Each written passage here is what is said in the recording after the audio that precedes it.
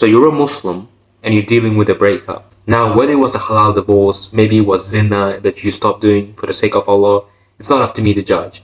But if you committed a sin, you committed a sin. Either way, you've made a mistake at some part of this whole thing. The first thing that you have to accept is that if you follow the religion correctly, you wouldn't be in this mess. Even if it was a halal breakup, if you actually manage the relationship properly the way Islam teaches you, if you were a man that Islam teaches you to be, this wouldn't be happening. But it's okay.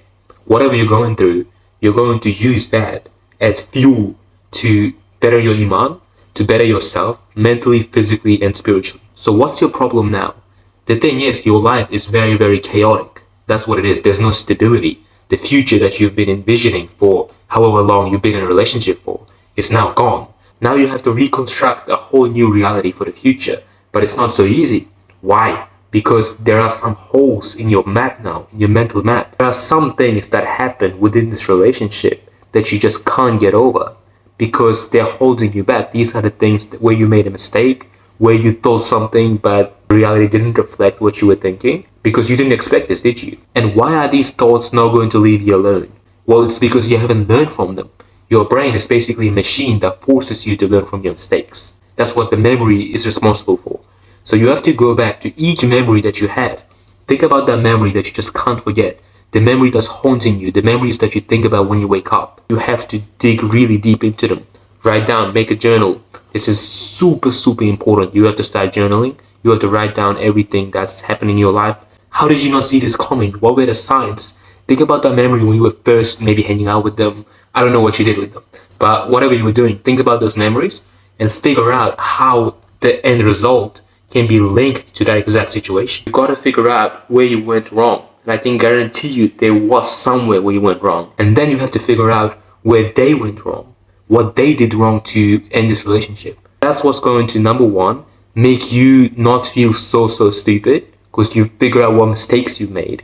And it's going to remove the perception of them being perfect in your eyes because they're not. But you think that because you were in a relationship, of course you have to think that. But now you have to understand that they are as sinful, as imperfect as anybody else. So that covers your mental part. But the problem is your life is still chaos. There's no stability. There's no consistency. What's the best way to get consistency as a Muslim? The 5 prayers. If you're praying 5 times a day, you're not going to feel lost. You're going to be like, oh, well, I still have to pray Isha in a minute, so it's alright. Oh, I still have to wake up for Fajr in the morning. You don't have time to float around in the skies, and that's what's causing you so much pain. At this point, you have to be addicted to prayer. If you're praying right in this situation, you literally won't be able to go without it. You have to clear your mind whenever you do it. You have to think about Allah standing in front of you. You have to accept that it was His will, what happened to you. And you have to accept that the reason you are where you are is because you disobeyed Him. Once you've done that, you've now taken care of your mental and your spiritual wounds. Now it's time to take care of your physique. As soon as you finish praying, you gotta do your 20 push-ups.